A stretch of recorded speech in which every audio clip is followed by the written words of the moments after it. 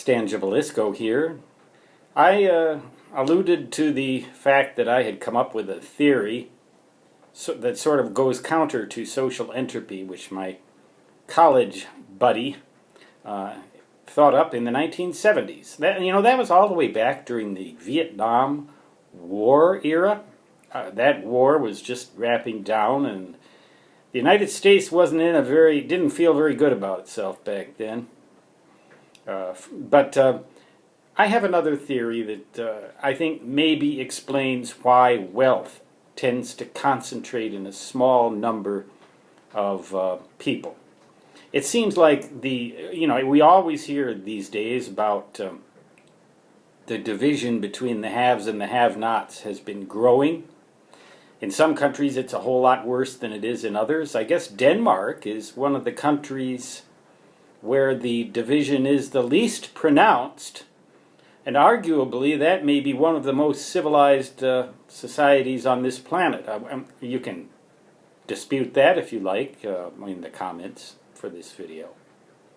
But I have a theory about the reason behind that, and it's sort of similar to social entropy, but it works in the reverse direction.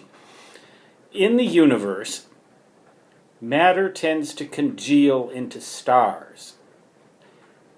Gravity tends to pull things together and congeal matter into stars and galaxies. And I'm just beginning to think there are other processes that you may observe in nature where order seems to arise and where lots of stuff seems to get aggregated into lumps. Even so much as to say that during a thunderstorm, the energy in the atmosphere tends to occur in spurts. Lightning flashes. Discharges tend to occur in discrete spots. Energy tends to concentrate. Matter tends to concentrate. I'm even thinking of cottage cheese for some reason, something I haven't had for a long, long time. And milk tends to curdle into these lumps. And I think that effect is kind of almost like a universal force. Events tend to occur in bunches. Bad things tend to happen in bunches, and good things often tend to happen in bunches.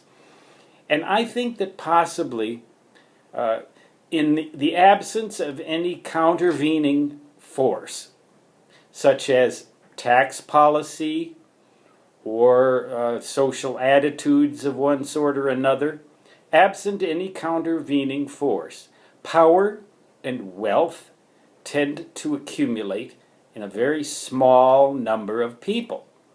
Until recently, we've had governments that were run by sometimes a single person, like Louis XIV in France. I am the state. One might argue that there are countries on earth now that are tending in that direction as well, but it seems like that is a force. I'm not sure what to call this theory. I'm almost afraid to ask you what to call it, because you're probably going to call it the theory of Stanley's baloney or something like that. Well, okay. Go to my Authors Guild website. Google in your search box The Magnates of Malarkey, Malarkey with an E.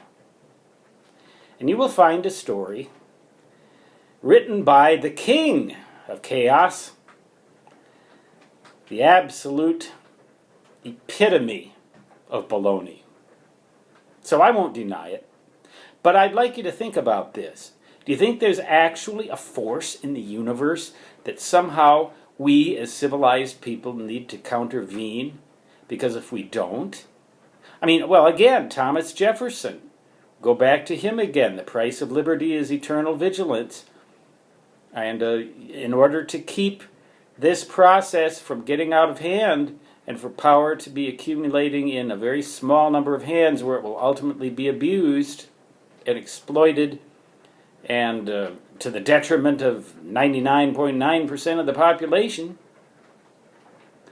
there's got to be some kind of temperament that countervenes it.